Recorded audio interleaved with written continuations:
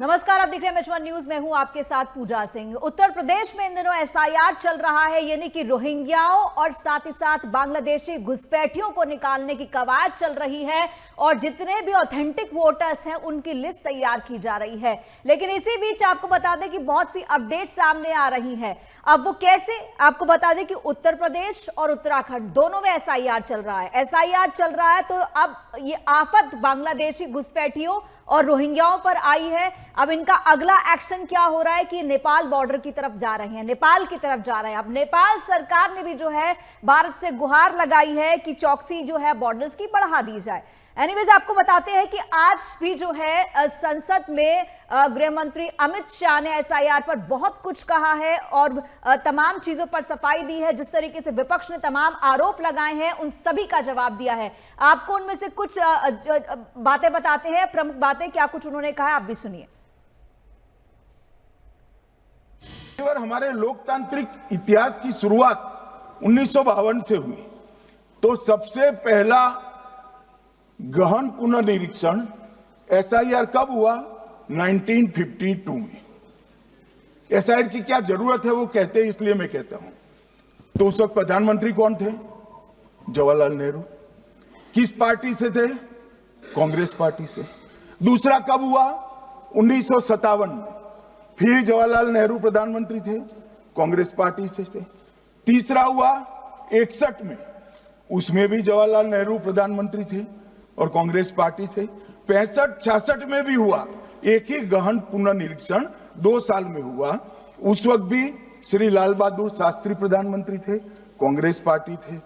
83-84 में हुआ, इंदिरा जी थी। 87-89 में हुआ, राजीव गांधी थे। 92-93-95 में हुआ, नरसिम्हा राव थे। 2002 और 3 में हुआ, तब श्री अटल बिहारी वाजपेयी थे। मान्यवर, 2004 में गहन पुनर्निरीक्षण समाप्त हुआ, तब डॉक्टर मनमोहन सिंह जी प्रधानमंत्री थे। तो 2, 3, 4 का एक गहन पुनर्निरीक्षण हुआ, एसआईआर हुआ। उसमें 2 साल एनडीए के प्रधानमंत्री थे, भाजपा के थे, और 1 साल डॉक्टर मनमोहन सिंह। 2004 के बाद सीधा 2025 में गहन पुनर्निरीक्षण हो रहा है और इस वक्त हम हैं। एक पूरा गहन पुनर्निरीक्षण एसआईआर की प्रक्रिया का आज तक 2004 तक किसी भी दल ने विरोध नहीं किया है। मान्य। तो चलिए, विपक्ष जिस तरीके से आरोप लगाता रहा है कि एसआईआर जो है वो वोट काटने का, वोट चोरी का एक बहाना है, वहीं अखिलेश यादव कहते हैं कि ये एसआईआर की आड़ में एनआरसी किया जा रहा है। ये तमाम बातें कही हैं, लेकिन साथ ही साथ बता दें एक बहुत ही आपको भी चौंकाने वाला जो डेटा है वो सामने आया है कि लखनऊ में जिस तरीके से सफाई कर्मचारी काम करते हैं वो आउटसोर्स किए जाते हैं, और जब ये एसआईआर शुरू हुआ तो अचानक से लखनऊ में 160 कर्मचारी गायब हो गए। उनका पता नहीं चला, रातों रात कहां गायब हो गए। और भी डिटेल्स है जो हम वक्त वक्त पर आपके साथ शेयर करते रहेंगे, लेकिन उससे पहले हम बता दें कि हमारे साथ कुछ मेहमान हैं इसी विषय पर चर्चा करने के लिए। प्रोफेसर पुनीत बिसारिया हैं, राजनीतिक विश्लेषक। आलोक वत्स जी हैं, नेता बीजेपी से। अंकित परिहार जी हैं, प्रवक्ता समाजवादी पार्टी से। सबसे पहले प्रोफेसर साहब आपके पास आना चाहूंगी। आप राजनीतिक विश्लेषक हैं। आज जो कुछ भी बातें संसद में गृह मंत्री ने कही है आपने भी सुनी होंगी, आपका क्या कुछ कहना है एसआईआर पर जो कुछ हो रहा है?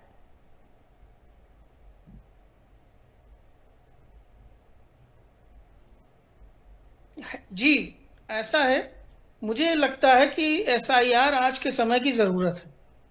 जिस प्रकार से देश की सुरक्षा को बार बार खतरे पैदा हो रहे हैं, विदेशी स्लीपर सेल बनकर हमारे देश में आ रहे हैं, अभी बहुत सारी घटनाएं ऐसी हुई हैं। स्वयं राहुल गांधी जी ने भी ये मुद्दा उठाया था कि कई ऐसे मतदाता हैं जिनका एक से अधिक स्थान पर वोट है। तो बहुत सी ऐसी चीजें हैं जो हमारे लोकतंत्र को इससे नुकसान पहुंचा रही हैं, चाहे वो एक से अधिक मतदाता हों या कोई विदेशी हमारे यहाँ रहकर हमारे संसाधनों का दुरुपयोग करें। तो इन सबसे बचने का सबसे अच्छा उपाय ये है कि हम अपने मतदाताओं को कम से कम पहचानें कि वो वास्तव में भारतीय हैं या नहीं। और उसका सबसे अच्छा जो तरीका है वो है SIR। इससे हम उनकी कहीं ना कहीं जड़ तक पहुंच जाते हैं कि वो हमारे वास्तव में भारत के नागरिक हैं या नहीं। कहीं ऐसा तो नहीं है कि कोई विदेश से आकर यहाँ पर सब कुछ आधार कार्ड मतदाता कार्ड बनवा कर रहने लगा हो और वो देश के लिए खतरा हो गया हो।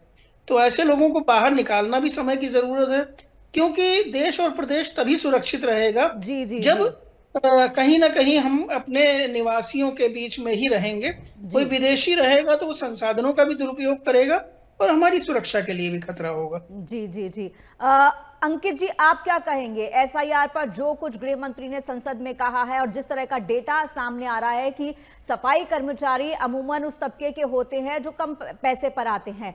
अभी एक बात और कही गई है कि जो वेंडर्स इन कर्मचारियों को रखते हैं उन्हें इन कर्मचारियों की डिटेल देनी होगी, वरना उन सब वेंडर्स के जो कॉन्ट्रैक्ट हैं वो रद्द कर दिए जाएंगे। अब इन सब कवायदों को आप कैसे देखते हैं? उत्तर प्रदेश की भलाई के लिए देखते हैं, उत्तर प्रदेश के वोटर्स के लिए देखते हैं, उत्तर प्रदेश के लोगों के जो मूलभूत अधिकार हैं उनको बचाने की दिशा में क्या इस कदम को देखते हैं? देखिए, लोकतंत्र की जो सबसे बड़ी ताकत है, जो संविधान ने इस देश के नागरिकों को सबसे बड़ा अधिकार दिया है, वो मतदान का अधिकार है। और इस मतदान के अधिकार को समाजवादी पार्टी और हम सभी लोग इस बात को स्वीकार करते हैं कि इस मतदान के अधिकार को जो हमारे समाज के लोग हैं, जो हमारे देश के नागरिक हैं, उनको समझने की जरूरत है और उस मतदान के अधिकार को उनको सबसे उसका लाभ उठाने की आवश्यकता है। जहां तक बात है SIR 2025 की, और जो SIR की प्रक्रिया पिछले दिनों बिहार में हुई, वही आज कई प्रदेशों में, हिंदुस्तान के कई प्रदेशों में आज प्रक्रिया चलाई जा रही है। देखिए, जो प्रक्रिया है ये होनी चाहिए और कहीं ना कहीं इस प्रक्रिया के माध्यम से जो वोटर लिस्ट है उसको जो भी उसका शुद्धिकरण है वो शुद्धिकरण की व्यवस्था उसमें होनी चाहिए। लेकिन जिस तरह की सरकार आज देश और प्रदेश में चल रही है, इनकी तमाम जो नीतियां होती हैं, इनके तमाम जो कार्यक्रम होते हैं, वो हमेशा कहीं ना कहीं किन्हीं आशंकाओं के घेरे में बने रहते हैं। ऐसी परिस्थिति आपको एसआईआर की प्रक्रिया में आशंका कहां नजर आती है? मैं बता रहा हूं, जिस तरीके से, जिस जल्दबाजी के साथ, जिस कम समय सीमा के अंतर्गत ये प्रक्रिया उत्तर प्रदेश में चलाई जा रही है, उसका आपने देखा अभी पिछले दिनों किस तरह के समाचार आ रहे थे कि जो भी BLOs इस प्रक्रिया को करने में लगाए गए, उनको किस तरह से बड़ी संख्या में BLOs ने आत्महत्या करने का काम किया। इतनी कम समय सीमा में जिस तरह से जल्दबाजी में सरकार इस प्रक्रिया को कर रही है, वही एक सबसे बड़ी आशंका के घेरे में हम ये प्रक्रिया आ जाती है। दूसरी बात, जो विदेशी लोगों के आने की बात हमारे प्रोफेसर साहब भी कह रहे थे, और जो ये बात बार बार इस चर्चा को डाइवर्ट करने की कोशिश की जाती है तमाम तरह के राजनीतिक लोगों के द्वारा, मैं कहना चाहता हूं कि आज देश में 10-12 सालों से एक ही पार्टी की सरकार है। वो सरकार जिसने कहा था कि हम 56 इंच की छाती की सरकार है, जी, ये सरकार भी इसी जनता ने चुनी है जिसने कभी समाजवादी पार्टी को भी उत्तर प्रदेश में चुना था। जी नहीं, अब मैं एक चीज पर आ रही हूँ। आपने एक सेकंड सर, मेरी बात भी सुन लीजिए। आप एक सेकंड आप सुन तो लीजिए सर। अभी हमारे साथ आलोक जी भी है, वो आपकी बातों का जवाब देंगे। आलोक जी भी है, वो आपकी बातों का जवाब देंगे। लेकिन जो मैं आपको बताना चाह रही हूँ कि SIR की प्रक्रिया जो है वो पहले उसकी समय सीमा एक बार बढ़ा दी गई है, और आज भी स्टेटमेंट आया है मुख्य निर्वाचन अधिकारी नवदीप जी का कि चुनाव आयोग से समय मांगा गया है कि 25 दिसंबर तक का समय और बढ़ा दिया जाए ताकि इस प्रक्रिया को ठीक से पूरा किया जा सके। आलोक जी आपने भी सुना क्या कुछ कह रहे हैं अंकित जी, आपका क्या कुछ कहना है उनके बातों पर, उनके एलिगेशंस पर, और जो कुछ भी डिटेल्स सामने आ रही है उस पर क्या कुछ कहना है?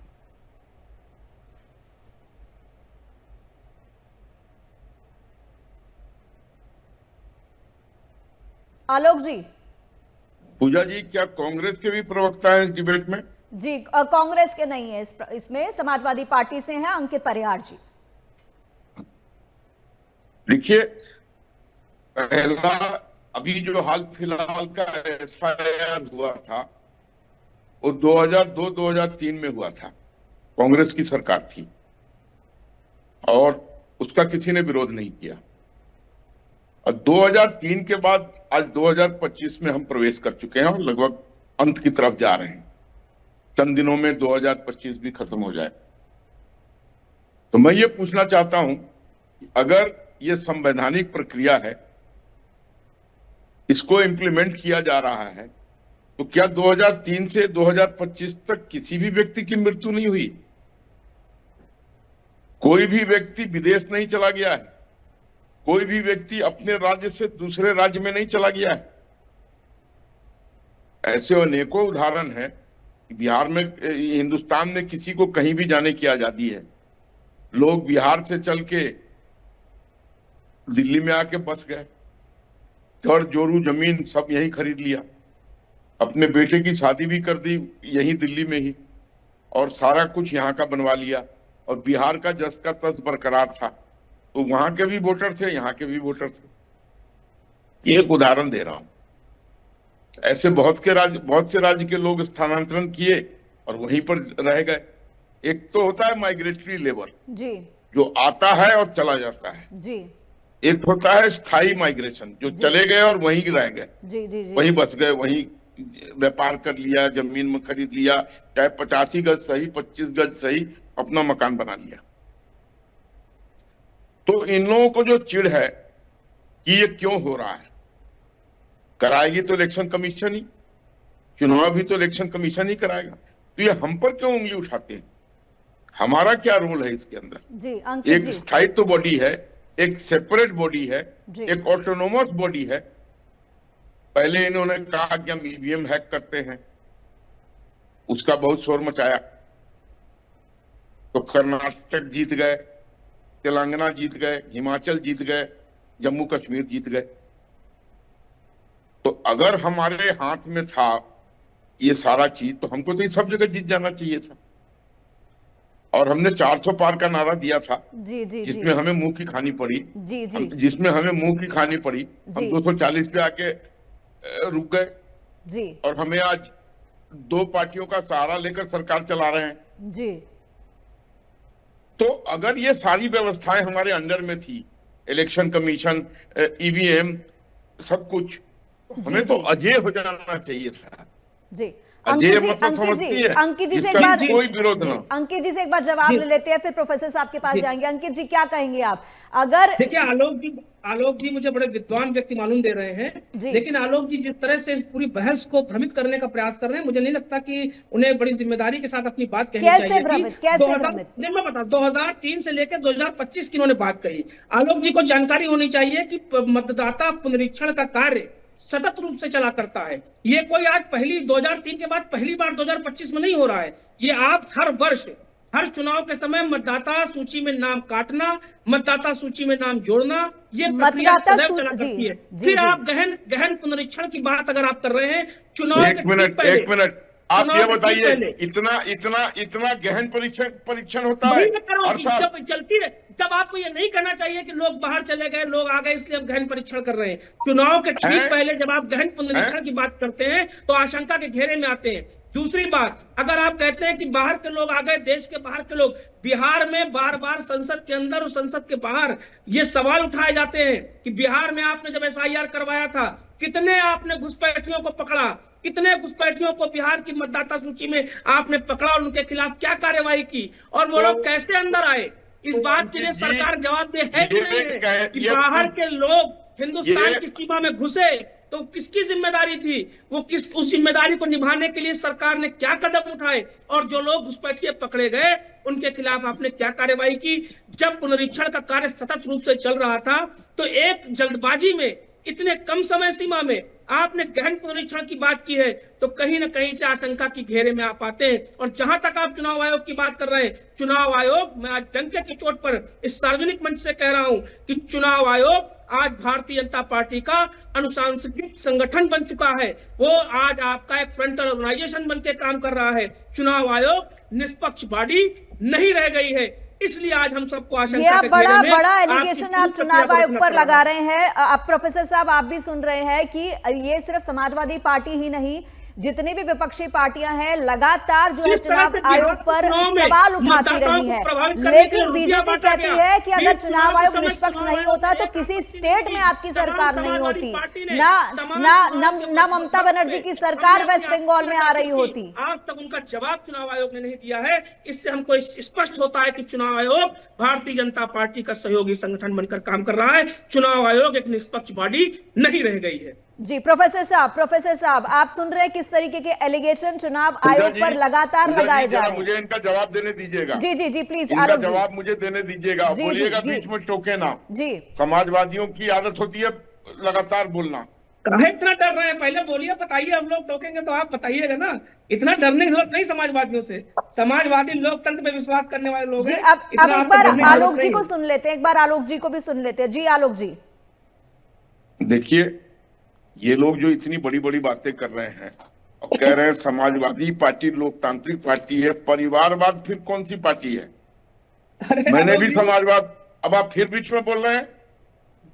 समाजवाद मैंने भी पढ़ा है अपने कॉलेज के दिनों में।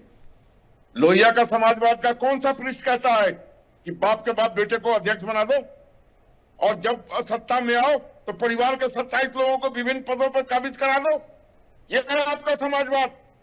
समाजवाद कहता है टीका मत पैदा करो। समाजवाद कहता है कि मुख्तार सिंह पैदा करो, आजम खान पैदा करो और लोगों को रो दो। बात मत कीजिए समाजवाद की। आप परिवारवाद की बात करते तो अच्छा लगता। और रही बात SIR में, अब आप फिर प्लीज बीच में नहीं, आप बोले थे तो मैं सुन रहा था। हाँ सुनिए, बोलिए।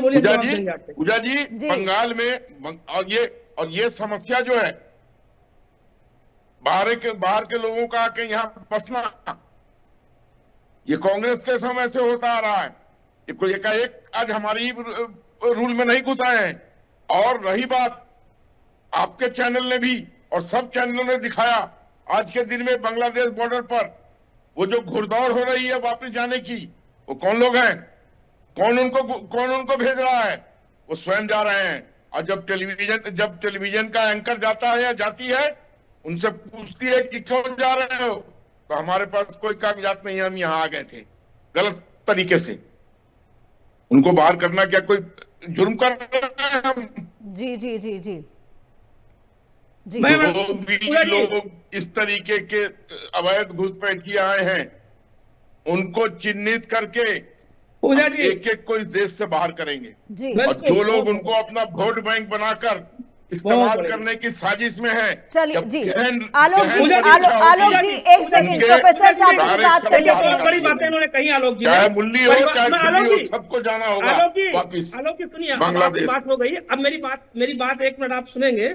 परिवारवाद का शब्द आपने प्रयोग किया, मैं बहुत बधाई देना चाहता हूं आपको कि आपने कम से कम इतनी हिम्मत की कि आज आप परिवारवाद की बात कर रहे हैं। मैं 2-3 सवाल आपसे पूछना चाहता हूं। नहीं अंकित जी अभी आप बहस को दूसरी तरफ मत लेके जाइए। अभी आप बहस को दूसरी तरफ मत लेके जाइए। एक सेकंड, मैं प्रोफेसर साहब आपके पास आना चाहूंगी। जिस तरीके से यहाँ पर रोहिंग्या घुसपैठियों को, बांग्लादेशी घुसपैठियों को बाहर निकालने की बात की जा रही है, लेकिन फुल प्रूफ प्लान नहीं है अपने पास, इस पर आप क्या कहेंगे? क्योंकि हम पहले भी बात कर चुके हैं। अगर आपको केस याद होगा कि एक महिला अपने पति के साथ पश्चिम बंगाल में रहती है, जब उसे बांग्लादेश रिपोर्ट किया जाता है तो वो कोर्ट पहुंच जाती है मानव अधिकार का हवाला दे करके, फिर उसको वापस लेकर आया जाता है कि जी हमारे बच्चे तो भारत में पैदा हुए हैं, हमारी बेटी भारत की है तो उसका अधिकार बनता है, आप उसको बांग्लादेश नहीं भेज सकते हैं। और सेम जो है रोहिंग्याओं के साथ हो रहा है कि रोहिंग्याओं को कहां वापस भेजेंगे? प्रोफेसर साहब आप क्या कहेंगे?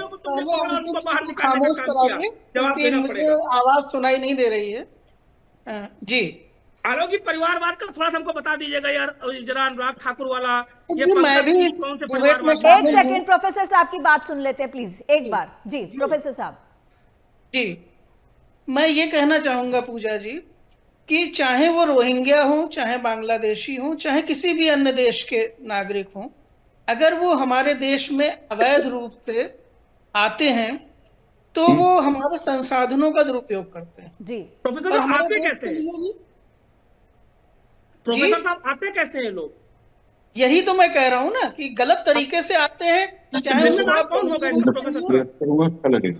बीच में बोलेंगे तो शायद मैं जवाब नहीं दे पाऊंगा। लोग बोलेंगे तो फिर मैं नहीं जवाब दे पाऊंगा। क्षमा कीजिए पूजा जी।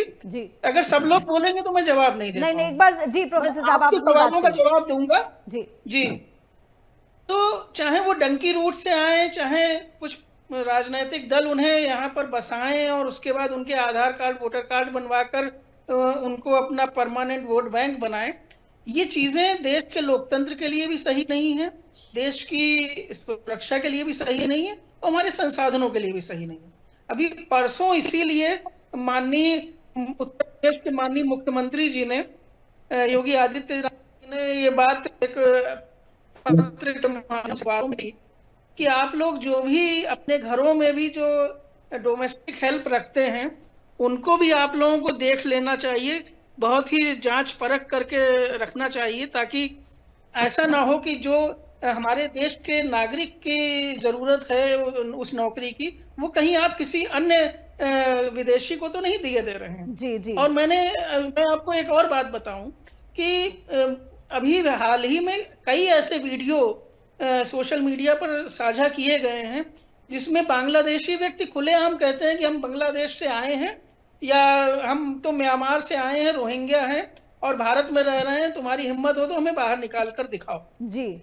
तो इस प्रकार के जो वीडियो आ रहे हैं वो, और पत्रकार भी उनसे पूछ रहे हैं, तो वो खुलेआम कह रहे हैं कि नहीं हम भारत के नहीं हैं, हम विदेश से आए हैं और हम यहाँ पर रह रहे हैं, हमारा वोटर कार्ड भी है, हमारा घर भी है, हमने झुग्गी भी बना रखी है, स्लम भी अपना बना रखा है। अब ऐसे लोग अगर यहाँ पर रहकर हमारे संसाधनों का इस्तेमाल कर रहे हैं तो फिर तो वो हमारे लिए कहीं ना कहीं ना तो लोकतंत्र के लिए उचित है न देश की सुरक्षा के लिए उचित। यहाँ पे प्रोफेसर साहब एक चिंता का विषय ये भी है कि अगर ये लोग खुलेआम इस तरह की बात कर रहे हैं, सीना ठोक कर बोल रहे हैं कि हम बांग्लादेशी हैं, रोहिंग्या हैं, तो उनके पीछे कुछ ना कुछ तो होगा सपोर्ट, जिसकी वजह से वो ये सब खुलेआम मीडिया के सामने या सोशल मीडिया पर कह रहे हैं। जी हाँ, मैं यही कहना चाहता हूं कि कोई ना कोई राजनीतिक दल उनको यहाँ पर लेकर आता है, उन्हें अपना वोट बैंक बनाता है और उसके बाद मैं किसी राजनीतिक दल का नाम नहीं लेना चाहता, लेकिन कहीं ना कहीं कोई ना कोई तो ऐसा व्यक्ति है या कोई राजनीतिक दल है जो इनका अपने फायदे के लिए अपने वोट बैंक के रूप में इस्तेमाल कर रहा है। जी जी जी। और ऐसे लोग अगर यहाँ पर रहेंगे तो फिर किस तरह से हमारे देश की जो अर्थव्यवस्था है वो ध्वस्त होगी कि नहीं? जी जी। जिस तरीके से 160 लोग सफाई कर्मचारी गायब हुए हैं, वो कहीं ना कहीं भारत के 160 लोगों की रोजगार के ऊपर डाका डाले बैठे थे, इसमें कोई दो राय नहीं है। आखिरी के सिर्फ 2 मिनट है, 1 मिनट आलोक जी को दूंगी, 1 मिनट अंकित जी को दूंगी। आलोक जी पहले आप। आलोक जी परिवार वाला बता दीजिएगा थोड़ा। देखिए, आप भूल रहे हैं अंकित जी कि हम विश्व की सबसे बड़ी पार्टी है। बहुत बढ़िया। और हमारे यहाँ अगर किसी का बच्चा मेहनत करके पब्लिक में आगे आता है तो उसको कोई दिक्कत नहीं है। लेकिन आपके यहाँ तो आगे आने की कवायद ही नहीं होती। अब तो अगला पीढ़ी अखिलेश जी के बच्चा को भी अध्यक्ष बनाने की तैयारी में जुट गया होगा। जैसे राहुल गांधी जी तो अविवाहित है, लेकिन प्रियंका के बेटे को लोग अब मान रहे हैं कि अगला यही होंगे। तो ये सब परिवारवाद की पार्टी है। अब इनका खात्मा है। बिहार के चुनाव में अब आखिर का 1 मिनट अंकित जी आपके पास। जी जी आलोक जी, समय कम है। आलोक जी समय कम है। अंकित जी आखिर का 1 मिनट आपसे। देखो, इनका परिवारवाद जो है वो सारा एकदम अव्वल है, दूसरे का परिवारवाद है। इनका परिवारवाद जो है वो दूध का धुला है, बाकी का परिवारवाद जो है वो राजनीति में परिवारवाद। चलो धन्यवाद। दरअसल यहाँ पर जी नहीं अंकित जी आलोक जी, यहाँ पर हम पार्टी और परिवारवाद की बात नहीं कर रहे, हम देश के नागरिकों के उनके हक की बात कर रहे हैं। आलोक जी भी व्यक्त कर। मैडम आप 1 मिनट समय दी, सुन लो फिर। अंकित जी, हमारा परिवारवाद समाजवादी है, आपका आपका परिवारवाद समाजवादी नहीं है। चलिए ये चर्चा परिवारवाद पर बिल्कुल भी नहीं है।